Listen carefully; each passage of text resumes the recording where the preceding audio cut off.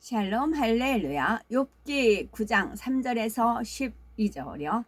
사람이 하나님께 변론하기를 좋아할지라도 천마디에 한마디도 대답하지 못하리라. 그는 마음이 지혜로우시고 힘이 강하시니 그를 거슬러 스스로 완악하게 행하고도 형통할 자가 누구이랴. 그가 진노하심으로 산을 무너뜨리시며 옮기실지라도 산이 깨닫지 못하며 그가 땅을 그 자리에서 움직이시니 그 기둥들이 흔들리도다. 그가 해를 명령하여 뜨지 못하게 하시며 별들을 가두시도다. 그가 홀로 하늘을 펴시며 바다 물결을 밟으시며 북두성과 삼성과 묘성과 남방의 밀실을 만드셨으며 측량할 수 없는 큰 일을 셀 수 없는 기이한 일을 행하시느니라. 그가 내 앞에서 지나시나 내가 보지 못하며 그가 내 앞에서 움직이시나 내가 깨닫지 못하느니라. 하나님이 빼앗으시며 누가 막을 수가 있으며 무엇을 하시나이까 하고 누가 물을 수 있으랴. 욥기 강의 19번째 예정의 하나님으로 오해하는 욥입니다. 예정의 하나님으로 오해하는 욥의 말을 살펴보면서 사랑과 공의의 하나님, 예정의 하나님에 대해서 말씀드립니다. 첫째, 하나님을 독재자로 오해하는 욥. 사람이 하나님과 쟁변하려 할지라도 천마디에 한마디도 대답하지 못하리라. 스스로 강팍히 하여 그를 거역하고 형통한 자가 누구이랴. 욥기 9장 3절에서 4절. 쟁변한다는 말은 다투어 변론하다라는 뜻입니다. 피조물인 우리는 감히 창조주 하나님과 쟁변할 수가 없으며 하나님 앞에 오직 순종과 경외만 있어야 합니다. 하나님은 우리를 만드신 창조주이시며 빛 자체이시고 완전한 분이시며 공의로우신 분이기 때문이지요. 한낱 피조물에 지나지 않는 사람이 하나님의 천마디에 한마디도 대답하지 못하는 것은 너무나 당연한 말씀입니다. 그런데 욥은 하나님의 지혜에 대해서 깊이 알고 있는 것은 아니었습니다. 단지 하나님은 지혜롭고 힘이 강하시기에 독재자처럼 마음대로 자신의 자녀들과 재물을 다 걷어 가시고 질병에 고통까지 주셨다고 생각하고 있었지요. 이렇게 모든 것을 걷어 가신 하나님 앞에 욥 자신은 아무 말도 할 수 없다는 것입니다.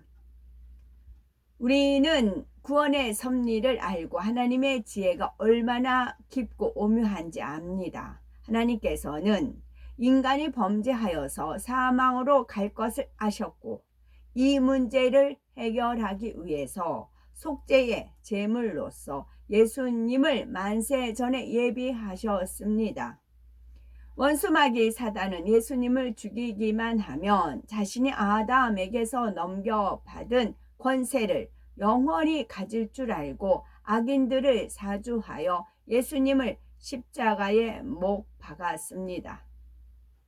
바로 여기에 하나님의 지혜가 있었습니다. 예수님을 죽임으로써 원수 마귀 사단은 오히려 자기 꾀에 넘어가 스스로 하나님의 섭리를 이루는 도구가 되고 만 것이지요.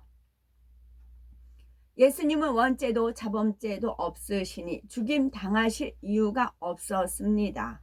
그런데도 원수 마귀는 죄 없으신 예수님을 죽였으니 이로써 죄의 싹슨 사망이라는 영계의 법을 어긴 것입니다. 원수 마귀는 법을 어긴 대가로 자신의 권세, 그 사람을 주관하고 사망을 주장하는 권세를 내놓을 수밖에 없게 되었지요. 예수님은 십자가에 달려 죽으셨지만 죄가 없으심으로 사망, 권세를 깨뜨리고 부활하셨고 이러한 주님을 믿는 사람마다 구원을 얻을 수가 있게 된 것입니다. 이처럼 원수 마귀 사단의 쥐를 분쇄하고 사망 권세를 깨뜨려 버리신 것은 하나님의 지혜요 하나님의 강한 힘이지요. 그러나 욥은 이처럼 사랑의 섭리가 담긴 하나님의 힘과 지혜를 말하는 것이 아니라 단지 강한 힘과 지혜로서 마음대로 하실 수 있는 하나님으로 오해하고 있습니다. 그래서 만일 사람이 강하고 지혜로우신 하나님 앞에 마음을 강팍하게 하여서 거역한다면 형통치 못한다라고 말하고 있지요. 욥의 말대로 마음을 강팍해 하여서 하나님의 말씀대로 살아가지 않는 사람은 하나님으로부터 형통한 축복을 받을 수 없습니다. 그런데 욥은 이렇게 바른 말을 하고 있으면서도 정작 자신이 하나님 앞에 마음을 강팍하게 하고 거역하고 있음을 깨닫지 못하고 있었습니다. 친구들이 여러 가지로 진리의 권면을 했는데도 귀를 기울이지 않았고 회개하려고도 하지 않았지요. 두 번째, 예정의 하나님으로 오해하는 욥기 9장 5절에 그가 진노하심으로 산을 무너뜨리시며 옮기실지라도 산이 깨닫지 못하며 측량할 수 없는 큰 일을 셀 수 없는 기이한 일을 행하시느니라.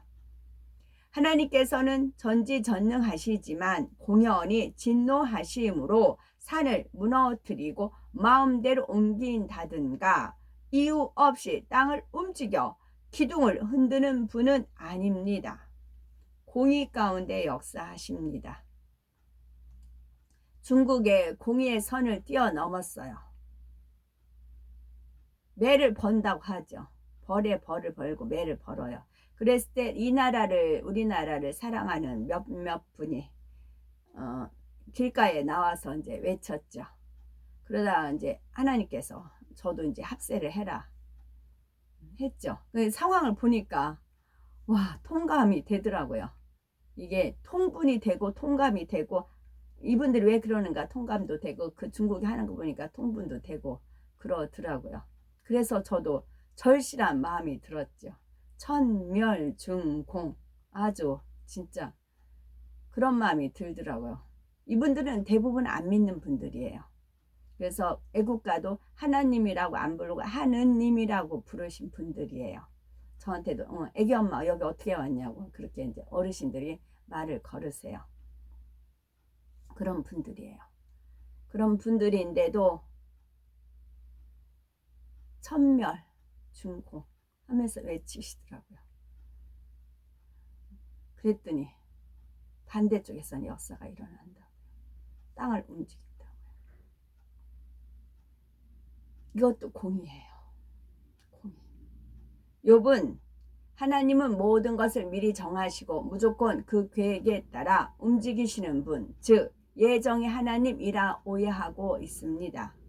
그래서 욥 자신은 그러니까 중동 쪽에 뭐 이제 지진이 일어나는 거 모스크 사원 그런 게 무너진 걸 대대 이제 보도를 하잖아요. 그래서 욥 자신은 의롭고 아무 잘못이 없지만 하나님께서 예정 가운데 자신을 이렇게 무너뜨리신다는 것입니다. 매사를 하나님께 책임 전가하는 모습이지요. 하나님은 우리가 행복하기를 원하시며 좋은 거 주기를 원하시지. 이거는 하나의 그림자이에요. 7년 환란이 되기 전에 그림자예요. 밑작업이에요. 우리가 그림을 그려도 일단 스케치 하잖아요. 스케치하고 뭐 색연필이든 물감이든 진한 것부터 딱 칠하지 않아요. 옅게 칠해요. 이제 이런 이파리를 그리더라도 연한 색부터 칠하고 그다음에 이제 음영 주고 이제 그러잖아요. 그런 식으로 지금은 밑작업이에요. 그림자예요. 지금 일어나는 일들은. 진짜 본격적인 것은 우리가 휴거된 다음에. 그리고 이제 하나님 말씀에는 휴거가 있고 재림이 있어요. 재림, 이제 휴거는 공중에서, 우리 주님이 이 땅 안 밟아요. 공중에서 2000층으로 내려오시고 우리가 2000층 올라갑니다. 그래서 이제 제가 바깥에 나가면 하나님께서, 주님께서 파란 하늘에 맑은 구름, 빛나는 구름 보여주시잖아요. 그와 같은 것이고, 그래서 하나님 말씀에는 휴거가 있고 재림이 있어요. 재림은 주님이 이제 내려오시는 건데, 그거는 이스라엘 말 그대로, 말씀 그대로 이스라엘 땅에 재림을 하시는 겁니다. 그래서 주로 이제 재림에 가는 건 유대인들 위주로 해서 하나님 말씀이 기록이 되어 있어요.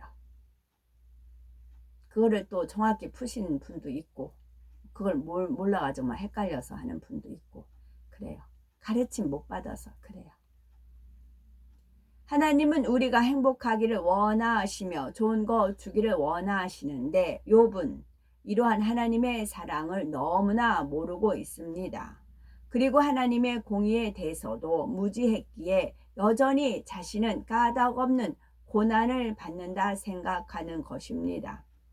또 하나님이 해를 명하여 뜨지 못하게 하시며 별들을 봉하셨다고 했는데, 하나님께서는 여호수아를 통해서 해와 달을 멈추게는 하셨지만 해를 명하여서 뜨지 못하게 하신 적은 없지요. 밤하늘에는 많은 별들이 있는데 별자리마다 각자의 위치가 있습니다. 그래서 욥은 별들이 각각 위치에서 변함없이 있다는 의미를 하나님께서 별들을 봉했다라고 표현하고 있습니다. 욥은 마치 하나님의 주권으로 아무렇게나 만들어 놓으신 것처럼 표현하지만, 하나님께서는 별 하나까지도 영계의 법칙에 맞추어서 적절한 위치에 두셨습니다. 북두성이라는 것은 큰 곰 자리의 북두칠성을, 묘성은 황소 자리 성좌에 위치한 별 무리를, 삼성은 오리온 별자리 중앙에 나란히 있는 세 개의 큰 별을 말합니다. 욥은 하나님의 주권을 설명하기 위해서 여러 별자리를 말하고 있습니다. 하나님께서는 해와 달 모든 별들을 만드시되 그들 사이에 운행의 질서와 법칙을 세우셨습니다. 그런데 욥은 하나님께서 지혜롭고 강하심으로 마음대로 별들을 봉하시며 온갖 기이한 일을 행하시는 것처럼 욥에게도 예정 가운데 고난을 주셨다고 오해하고 있습니다. 이처럼 욥이 알고 있는 하나님은 예정의 하나님이요, 두려운 하나님이요, 독재자 같은 하나님이었습니다. 그러나 우리는 예정의 하나님이요, 사랑의 하나님이시며 공의로우신 재판관이심을 알아야 합니다. 예정론에서는 하나님께서 이미 인류 역사와 인생의 생사, 화복 등 모든 것을 정해 놓으셨기 때문에 우리의 구원 역시 이미 정해져 있다고 주장합니다. 그래서 한번 구원받았다고 정해지면 그것이 끝까지 유효하다고 말하지요. 반대로 예정이란 하나님께서는 모든 것을 미리 아시기 때문에 그에 맞추어서 모든 것을 정해 놓으신다는 것입니다. 만일 욥의 말처럼 예정의 하나님이시라면 모든 사람의 구원의 여부는 이미 정해져 있기 때문에 구원받기 위해서 노력할 필요가 없습니다. 그러나 하나님은 자신의 뜻에 따라서 무조건 정해 놓은 대로 행하시는 분이 아닙니다. 그렇다면 인간에게 자유의지를 주실 이유가 없지요. 구원받을 사람을 미리 선택한 것이 아니며 누구든지 자유의지 가운데 구원의 테두리 안에 들어오면 구원받을 수가 있도록 정해 놓으신 예정의 하나님임을 알아야 합니다. 남방의 밀실이라는 것은 이 땅 어딘가에 실제로 존재하는 장소가 아닙니다. 욥이 볼 때 북쪽보다는 남쪽이 따뜻하고 꽃도 많이 핍니다. 또 남쪽에서 훈훈한 바람이 불어오니 욥은 아마도 남방에는 풍요롭고 아름다운 밀실이 있나 보다 라고 생각했던 것이지요. 그래서 하나님께서 남방에 밀실을 만드시고 측량할 수 없는 큰 일을, 셀 수 없는 귀한 일을 행한다고 표현한 것입니다. 성경을 보면 애굽에 내린 열 재앙을 비롯하여 홍해가 갈라지고 여리고성이 무너지는 등 하나님께서 행하신 귀한 일들을 많이 볼 수가 있습니다. 인간 경작이 시작된 이후에 지금까지 하나님께서 행하신 귀한 일들이 얼마나 많이 있겠습니까? 이 시대에도 기사와 표적들이 일어나고, 이는 하나님이 예정 가운데 마음대로 주관하시는 것이 아니라 정확한 질서와 공의 그리고 사랑 가운데 이루신 것입니다. 그러나 욥은 예정이 하나님이라고 오해하고 있기에 자신 역시 하나님의 예정 속에 들어가 아무 이유도 없이 고통을 받고 있다고 생각하고 있습니다. 그러니 자신의 잘못을 발견하지도 못하고 회개하지도 못하는 것입니다. 삼사판? 우리가 이제 그 삼세판이라고 하죠. 삼세판. 가위바위보 해서 이제 뭐 3번까지 한다 그 말이 있잖아요. 하나님도 그러세요. 저한테도 어떤 분을 이렇게 이제 나가서 대하면 믿고 갔는데 아니에요. 주님 이런 면이 있어요. 그러면 다시 한번 또 그렇게 3세판까지 가세요. 자유의지예요. 주사위를 딱 던졌을 때 무엇이 하여튼 그래요. 그러니까 예지예정이라고요. 저는 이것을 하나님께서 공부를 너무 많이 시켜주셨어요. 3번째, 물음을 허락하지 않으시는 나쁜 하나님으로 오해하는 욥. 그가 내 앞으로 지나시나 내가 보지 못하며 하나님이 빼앗으시며 누가 막을 수 있으며 무엇을 하시나이까 누가 물을 수 있으랴. 욥기 9장 11절. 욥은 하나님이 본인 앞에 지나가셔도 알지 못하고 느끼지도 못한다 말하지만 그렇지 않습니다. 우리가 마음의 문을 열고 예수 그리스도를 구세주로 영접하면 성령을 선물로 받게 됩니다. 성령을 받은 사람이라면 하나님께서 임재하실 때 느끼고 깨달을 수가 있습니다. 성령 시대인 지금은 하나님께서 직접 임재하시는 일은 적지만 성령의 역사를 통해서 하나님을 느끼게 해 주시지요. 무엇보다도 구원의 확신이 생기고 기도의 응답을 체험하니 기쁨과 소망이 넘칩니다. 성령은 누구보다도 우리와 가까이 계셔서 말할 수 없이 따뜻한 사랑으로 안아주시며 세상이 줄 수 없는 기쁨과 평강을 부어주십니다.